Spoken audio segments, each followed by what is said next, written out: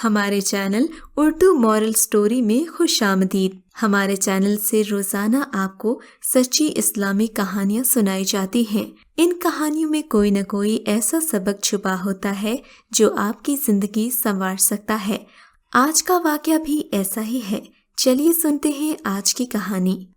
حضرت قاری طیب صاحب رحمۃ اللہ علیہ نے ایک واقعہ سنایا تھا کہ ایک مرتبہ حضرت امام شافعی رحمۃ اللہ علیہ نے حضرت امام احمد کو خط لکھا کہ بہت عرصہ ہوا آپ تشریف نہیں لائے، آپ سے ملاقات کو جی چاہتا ہے۔ حضرت امام شافعی رحمۃ اللہ علیہ استاد ہیں اور حضرت امام بن حنبل ان کے شاگرد ہیں۔ حضرت امام شافعی رحمۃ اللہ علیہ کا قیام مصر میں تھا، اس لیے وہاں شوافع زیادہ ہیں۔ جواب میں حضرت امام بن حنبل نے فوراً اپنا پروگرام لکھ کر بھیج دیا کہ فلاں دن فلاں تاریخ کو آپ کی خدمت میں مصر حاضر ہو رہا ہوں۔ حضرت امام شافعی رحمۃ اللہ علیہ نے اپنے گھر والوں کو، اپنے ملنے جلنے والوں کو اور دوست احباب اور دوسرے علماء کو ان کے آنے کی اطلاع دی، پھر ان کی دعوت اور ان کے استقبال کا خصوصی اہتمام کیا۔ لوگوں کو بتایا کہ لوگوں، اگرچہ وہ میرے شاگرد ہیں مگر وہ بہت بڑے امام ہیں، اللہ نے ان کو بہت بڑا رتبہ عطا کیا ہے۔ چنانچہ جس دن ان کو پہنچنا تھا اس دن امام شافعی رحمۃ اللہ علیہ نے اپنے شاگردوں اور دوسرے علماء کو لے کر ان کے استقبال کی خاطر شہر سے باہر تشریف لے گئے۔ اس وقت مصر کے جو بادشاہ تھے وہ بھی حضرت امام شافعی کے متقد تھے، وہ بھی امام صاحب کے ساتھ استقبال کے لیے چلے آئے، اور پھر بادشاہ کے ساتھ ان کے ارکان دولت بھی، وزراء بھی اور امراء بھی آ گئے۔ وقت مقررہ پر جب امام احمد بن حنبل پہنچ گئے تو حضرت امام شافعی نے ان کا بڑا شاندار استقبال کیا، پھر عزت و احترام کے ساتھ ان کو لے کر گھر پہنچ گئے اور ان کے لیے بہترین کھانے کا انتظام کیا۔ اس زمانے میں علماء کی یہ شان تھی کہ وہ کھانا بہت کم کھایا کرتے تھے اور رات بھر اللہ کی عبادت کیا کرتے تھے۔ جب حضرت امام احمد بن حنبل کھانا کھانے بیٹھے تو دیر تک کھانا کھاتے رہے، جیسے کئی روز کے بھوکے ہوں۔ باقی لوگ کھانا کھا کر اٹھ چکے تھے مگر وہ کھانا کھاتے رہے۔ لوگ بہت متعجب ہوئے کہ حضرت امام شافعی رحمۃ اللہ علیہ نے ان کی تعریف کی تھی کہ یہ بڑے اللہ والے اور بزرگ انسان ہیں، مگر یہ تو خوب پیٹ بھر کر کھانا کھا رہے ہیں۔ لوگوں میں اور گھر والوں میں ان کے بارے میں یہی چہمگیاں ہونے لگیں، لیکن کوئی کچھ نہیں بولا۔ پھر جس کمرے میں حضرت امام بن حنبل کے لیے رات کے وقت آرام کرنے کا انتظام کیا گیا، اس کمرے میں حضرت امام شافعی رحمۃ اللہ علیہ کی بچیوں نے ایک مصلی بچھا دیا، مسواک رکھ دی اور استنجا کے لیے ڈیلے اور پانی رکھ دیا اور وضو کے لیے لوٹا بھر کر پانی رکھ دیا، تاکہ جب وہ رات کو تہجد کے لیے اٹھیں تو انہیں کسی قسم کی پریشانی کا سامنا نہ ہو۔ اور اس زمانے میں رات کو تہجد کے لیے اٹھنا ایک عام معمول تھا۔ اللہ بچائے کہ آج کل کے زمانے میں یہ ماحول ہو گیا ہے کہ صبح 8-9 بجے اٹھنا ہمارا معمول بن چکا ہے۔ اس زمانے میں عام لوگ بھی تہجد کی نماز پڑھا کرتے تھے اور قائم اللیل ہوا کرتے تھے، اور جو علماء اور صالحہ تھے وہ تو رات کے وقت عبادت ہی کیا کرتے تھے۔ اللہ ہم سب کو تہجد پڑھنے کی توفیق عطا فرمائے۔ بہرحال حضرت امام احمد بن حنبل نے رات کو اس کمرے میں آرام کیا اور صبح اٹھ کر فجر کی نماز پڑھنے چلے گئے۔ جیسے ہی وہ نماز کے لیے نکلے تو حضرت امام شافعی کی بچیاں اس کمرے میں آ گئیں۔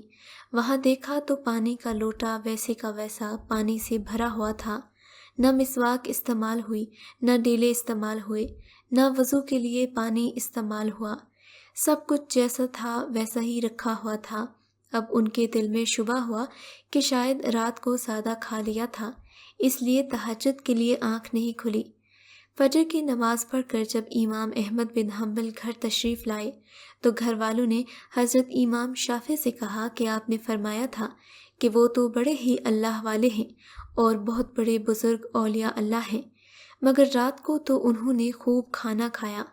رات کو ہم نے ان کے وضو اور استنجا کے لیے پانی اور ڈیلے بھی رکھے تھے، وہ بھی استعمال نہیں ہوئے۔ معلوم ہوا کہ رات کو انہوں نے تہجد کی نماز پڑھی ہی نہیں۔ اب تو حضرت امام شافعی رحمۃ اللہ علیہ کو بھی تشویش ہوئی، لہٰذا انہوں نے حضرت امام بن حنبل کو بلایا اور تنہائی میں لے جا کر ان سے پوچھا کہ اس طرح کی باتیں سننے میں آ رہی ہیں، آپ نے کھانا بھی غیر معمولی طور پر کچھ زیادہ کھایا، اور جس کمرے میں آپ کے لیے سونے کا انتظام کیا گیا اس کمرے میں آخری شب بھی استعمال کے لیے جو چیزیں رکھی گئی تھیں وہ بھی استعمال میں نہیں لائی گئیں۔ کیا بات ہے، آپ پہلے تو ایسے نہ تھے، کیا یہاں سے جانے کے بعد آپ کے مزاج میں کوئی تبدیلی آ گئی؟ حضرت امام بن حنبل نے فرمایا کہ حضرت، میرے بارے میں جو باتیں ہو رہی ہیں وہ درست نہیں ہیں، بلکہ بات کچھ اور ہے۔